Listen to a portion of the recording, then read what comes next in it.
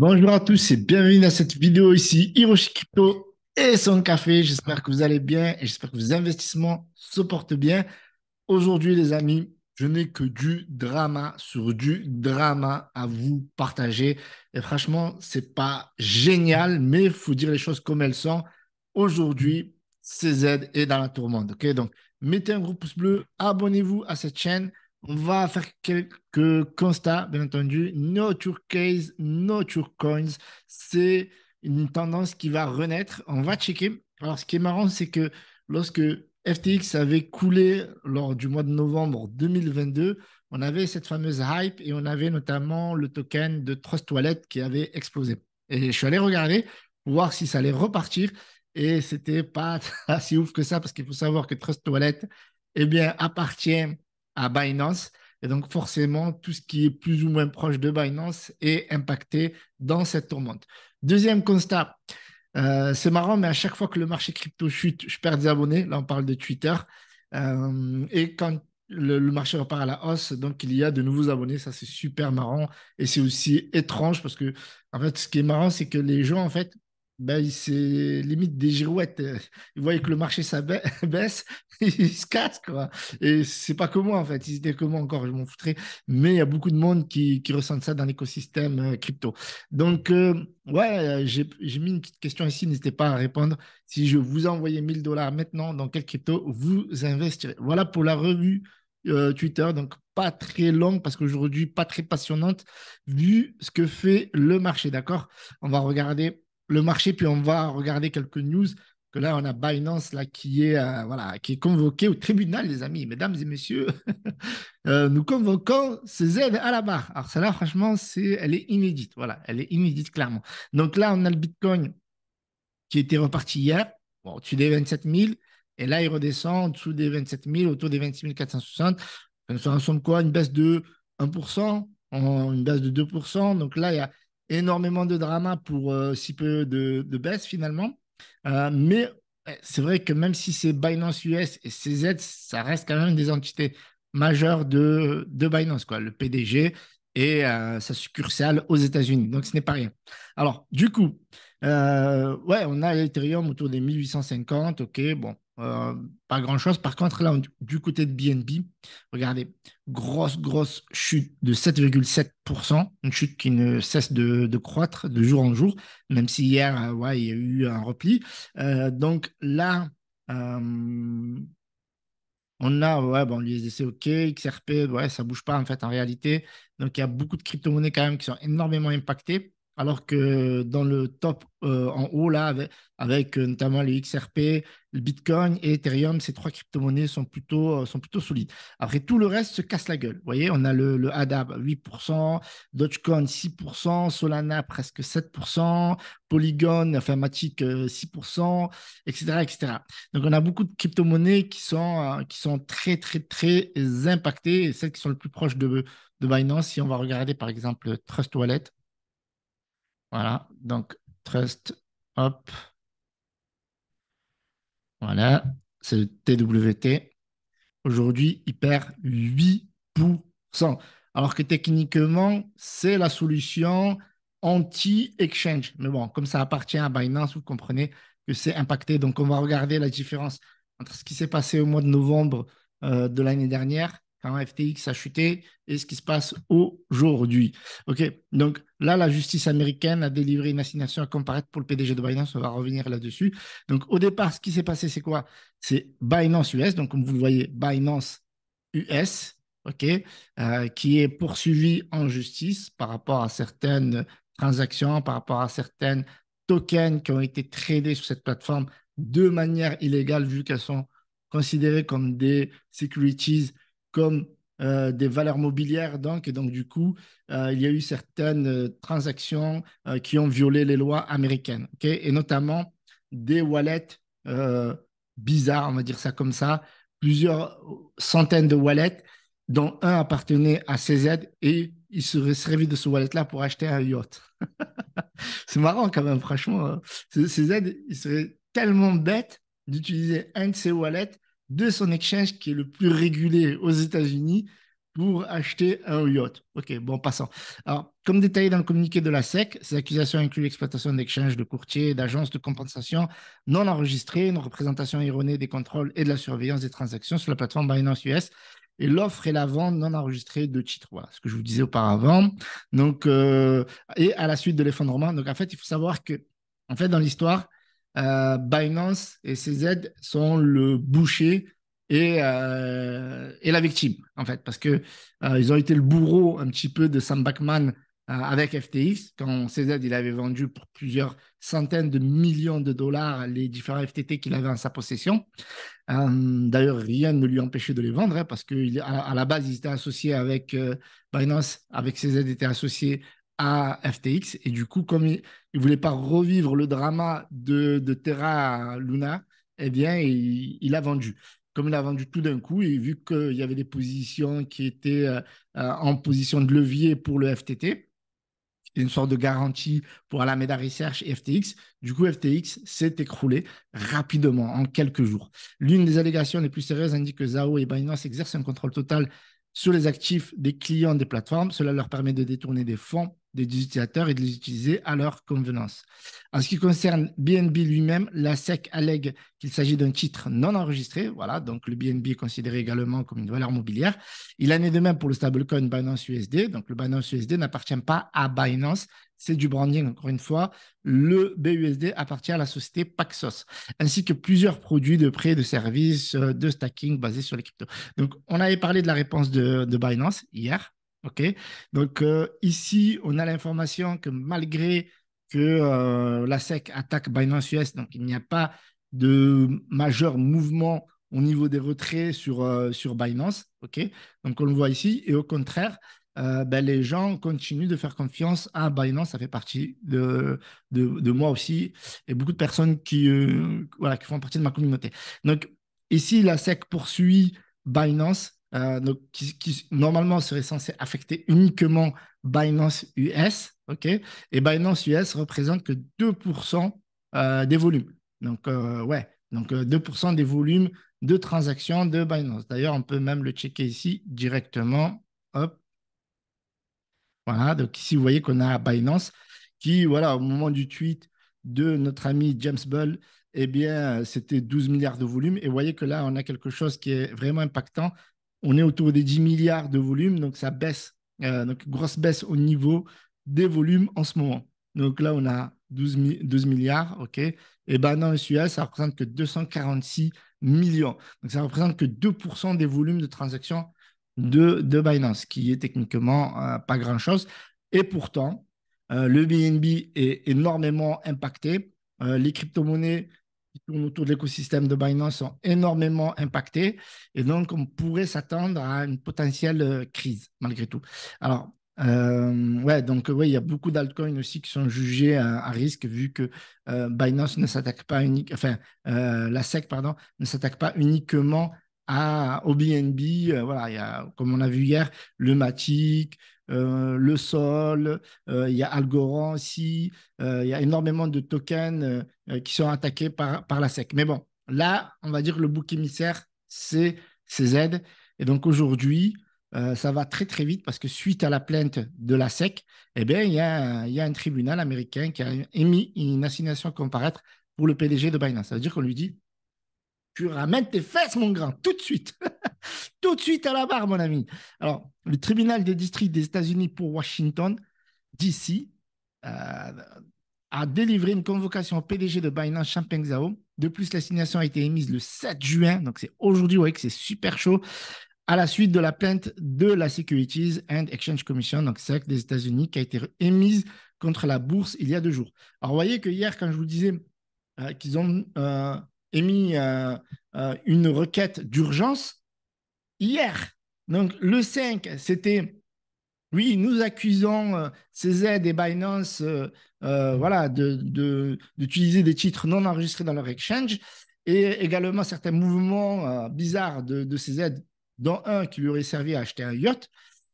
Et le lendemain, c'est en mesure d'urgence, là, il faut vite geler les assets, donc les actifs de Binance US. Et aujourd'hui, c'est justice, directement. C'est, allez, on veut la tête de CZ, OK? Donc, en clair. Donc, vous voyez que ça monte en puissance, quoi. En 3 jours, 3 grosses news. Donc, ça, c'est un truc de dingue. Donc, du coup, voilà, donc ça, la convocation a accordé à Zao 21 jours pour répondre à la convocation. Donc, CZ a 21 jours. Ah, c'est marrant en fait. Enfin, l'histoire n'est pas marrante, hein, mais ça me fait penser à quand il y a eu c'est un triste événement, hein, mais quand il y a eu le triste attentat du World Trade Center, le lendemain, c'était les talibans, vous nous donnez Ben Laden, Oussama Ben Laden, dans 24 heures, sinon on vous défonce le pays. C'est un peu ça en fait. Vous voyez, les Américains, que ce soit en guerre, que ce soit en politique, que ce soit en justice, ils ont toujours ce truc-là de Wanted, Dead or Alive. Vous voyez, ça remonte au western, quoi. Donc là, on veut la tête de CZ, Dead or Alive. Alors, je ne sais pas s'il va s'y rendre. De plus, il indique qu'une action en justice, parce que oui, en justice, l'avocat peut se déplacer. Il n'y a pas, normalement, il n'est pas nécessaire techniquement d'être présent physiquement. Un avocat qui vous représente après, je ne sais pas comment ça va se passer, mais de plus, il indique qu'une action en justice a été intentée contre vous concernant la récente action de la SEC. Binance n'a pas encore répondu à la convocation signalée. Okay. Ah, normal, aujourd'hui, la famille, calmez-vous là. Les détails indiquant s'il a été officiellement signifié ou non ne sont actuellement pas disponibles. Alors, Zao délivre une convocation par un tribunal américain. OK. L'ensemble de l'industrie des actifs numériques a reçu de nouvelles inattendues il y a 2 jours, plus précisément les 2 plus grandes bourses de la crypto-monnaie du marché. Oui, en effet, il y a aussi Coinbase qui est attaqué pour les histoires de stacking. Mais ce n'est pas la première fois, hein. Ils avaient déjà payé une amende l'an dernier. Et là, on les rattaque juste, ouais, vous avez compris. On n'attaque pas que Binance, on attaque aussi Coinbase d'avoir fait de la finance décentralisée alors que c'est censé être un sexe et qu'ils ont utilisé des tokens qui auraient dû être enregistrés. Donc, vous voyez, là, on punit l'exchange qui a utilisé des tokens euh, qu'on ne savait pas, en fait, si c'était potentiellement des securities, mais qui ont été considérés depuis très peu comme des securities par la SEC, tout simplement. Donc, voilà, cette histoire n'a ni queue ni tête, en vérité. Je ne sais pas comment vous expliquer. Ce verre, par exemple, je ne sais pas moi, il n'est pas interdit de boire dans ce verre, OK? Donc, moi, je l'utilise pour boire du café dans ma vidéo et 1 an plus tard, il y a la SEC qui va venir me taper dessus pour me dire bah, Hiroshi, vous avez vu dans ce verre qui aurait dû être enregistré aux États-Unis. Maintenant, vous allez payer une forte amende, vous êtes convoqué au tribunal. C'est ça l'histoire en clair. La convocation accordée, donc OK, 21 jours, bien que le document ne soit pas vérifié pour avoir été signifié lorsqu'il le délai commencera de plus. Ouais, donc là, il faut qu'ils reçoivent la convocation. Ben forcément, un jugement par défaut sera prononcé contre vous pour la réparation demandée dans la plainte. Donc, ouais, s'il ne se présente pas ou si un avocat ne se présente pas, eh bien, voilà, vous savez, vous serez jugé, que vous soyez présent, que vous ne soyez pas présent. Du coup, en parallèle, aujourd'hui, on a le FTT, donc le seul token de la plateforme FTX, notre ami CZ Backman, qui coule de jour zéro aux Bahamas pendant que son confrère a signé au tribunal. Du coup, aujourd'hui, ouais, c'était bien monté tout à l'heure là. Je ne sais pas s'il y a des gens, ils ont des informations. Donc, c'était monté à plus 13% quand même, c'est pas rien. Lorsque ces nouvelles contre Binance sont tombées. Et derrière, on a quoi? Eh bien, on a le BNB qui prend un shoot de malade mental, d'accord? Parce que si on regarde, on doit être à plus de 30% de baisse depuis ces 3 derniers jours, ok? Donc là, on va checker. Donc, ah non, 17%. Je suis allé trop loin. 17%. 30%, c'était sur une analyse weekly. Je crois que j'avais fait ça. Et en fait, si on regarde la bougie, ce qui est marrant, donc là, on avait la bougie du 7 novembre. Donc, vous voyez, c'est la semaine. Hop, je vais vous montrer ça. Donc là, on est dans la semaine du 7 novembre, ce qui correspond au début de la faillite de FTX. Donc, on avait connu une chute en une semaine de 34%. D'accord? De 34% en une semaine. D'accord? Donc, aujourd'hui, ouais. on va reprendre les choses comme ça. Donc là, cette semaine qui démarre à tambour battante, on est déjà sur une chute de 17% au max et au minimum, avec un petit rebond technique, on va dire ça comme ça, de 14,78%. Ce qui est déjà énorme, surtout que cette semaine, elle n'a que 3 jours. Et on ne sait pas jusqu'où ça va aller finalement. Alors, d'un point de vue technique, si on regarde en weekly, OK, donc on a clairement, si on reprend cette bougie haussière ici et qu'on reprend donc ce support, hop, donc on serait autour des 210.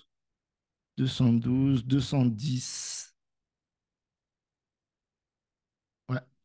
Donc, on serait autour des 210 $ en support. Donc, c'est ce que le BNB pourrait aller chercher, d'accord. Parce qu'en période de crise, à chaque fois, ça fait ça. Donc là, on était au mois de juin, ok, juin 2022. Donc ça, c'était Terra Luna, vous voyez, quand ça a baissé au mois de mai. Là, on est plutôt au mois d'avril. Alors là, c'était cette semaine ici, 25 avril, voilà, 2 mai. Donc cette semaine-là, puis la grosse baisse ici. Puis ça a chuté pendant plusieurs jours. Donc, on était parti rechercher cette zone-là. Donc, en zone de crise, ça va souvent rechercher les 210, 212, quelque chose comme ça. Donc là, on a une nouvelle crise, en tout cas pour Binance. Et c'est bien parti pour aller chercher cette zone-là. Donc, bien entendu, ça pourrait chercher cette zone ici à 242 $. OK, comme ça pourrait rechercher cette zone-là. Mais généralement, si ça touche les 242 $, ça risque de ne pas rebondir et ça va rechercher ce niveau-là pour les liquidités pour repartir à la hausse. Donc maintenant, à voir ce qui va se passer, mais généralement, c'est ce que ça fait. Après là, par rapport au FTT, bon, le parallèle était un peu marrant parce que l'histoire, elle démarre d'ici en fait. C'est à cause de la chute du FTT, la chute donc de FTX ici, d'accord, qui date du 7-8 novembre, là, comme on peut le voir ici, puis après ça a été agressif, qu'on a cette histoire aujourd'hui de régulation avec tout simplement les exchanges, d'accord. On a cette régulation au niveau des exchanges de manière drastique, c'est-à-dire qu'aujourd'hui, on ne fait plus de cadeaux aux exchanges, mais on leur a jamais dit quoi faire avant, vous voyez, c'est-à-dire que c'est les exchanges qui doivent se démerder pour respecter la loi américaine. En tout cas, ce scénario-là n'existe qu'aux États-Unis. C'est les États-Unis qui veulent réguler le marché mondial de la crypto-monnaie sans donner un cadre juridique et en se basant que sur leur juridiction en cours. Donc aujourd'hui, on a CZ qui est attaqué et donc forcément, on a le BNB qui est très très mal, mais cela a un impact sur le marché, alors que comme je vous ai dit, le Binance US ne représente que 2% des volumes de Binance. Donc, ce n'est rien du tout de manière générale. Ceci étant dit, cela a un impact forcément parce que vu que Binance US, parce que ça on me le dit, oui, Hiroshi, c'est que Binance US, oui, mais Binance US, c'est une entité de Binance dont son PDG actuel est attaqué. Donc, ce n'est pas rien dans l'esprit des grands investisseurs, même si nous, on est techniquement beaucoup impacté, mais à moindre volume. Parce que nous, on ne dépense pas des millions et des centaines de millions de dollars ou des milliards dans la crypto-monnaie. Par contre, il y a des hedge funds, il y a des entreprises, des sociétés qui ne veulent pas voir des baisses de 7%. Donc forcément, pour eux, c'est énorme de perdre 7% en 24 heures. Imaginez ça sur plusieurs millions de dollars. Donc du coup, pour se protéger, eh bien, elles vendent. Et forcément, ça crée de la panique quasiment partout. Parce que la majorité des crypto-monnaies, elles ont un volume très important sur l'exchange de Binance. Donc, si on prend par exemple le Solana, voilà, qui est dans le top 10, donc on va regarder juste rapidement. Okay, le Solana, si on regarde en volume, ok, donc vous voyez que la plupart du volume de Solana, en majorité, vient de Binance. Donc il y a Binance, 76 millions. Ok. Donc si on regarde le volume total, donc aujourd'hui on est à 396 millions, comme on peut le voir sur les dernières 24 heures. Mais si on regarde juste Binance, donc ça fait ici à peu près 100 millions, on est à 108 millions 108 millions, 110, 111 millions, 111 millions. Donc, on est à 111 millions sur 394. On va faire des calculs, mais ça fait environ plus de 30% des transactions qui sont traitées par Binance. Donc, ce qui est considérable, d'accord? Donc, surtout que si beaucoup de personnes paniquent, ne traitent plus sur Binance, donc forcément, ça a une conséquence. Donc, ouais, avant de conclure, je voulais juste qu'on regarde le Trust Wallet. Alors, ici, le TWT, donc, je l'ai, tac, tac, tac. Alors, Trust Wallet, vous allez voir la différence. Ce qui est marrant, c'est que là, on va regarder en daily. OK. Et là, vous voyez, donc là, hop, on va enlever la caméra. Donc ici, ça, c'était la crise de FTX. Vous voyez? Donc ça a commencé par une baisse, comme vous pouvez le voir ici, autour du 7 novembre, 8-7 novembre. Donc petite hausse quand même au 7 novembre, puis après, grosse chute, 7, 8, 9. Et puis là, vous voyez, là, il y a rebond. OK? À partir de ce pli-là. Alors là, c'est monté à plus de 177%.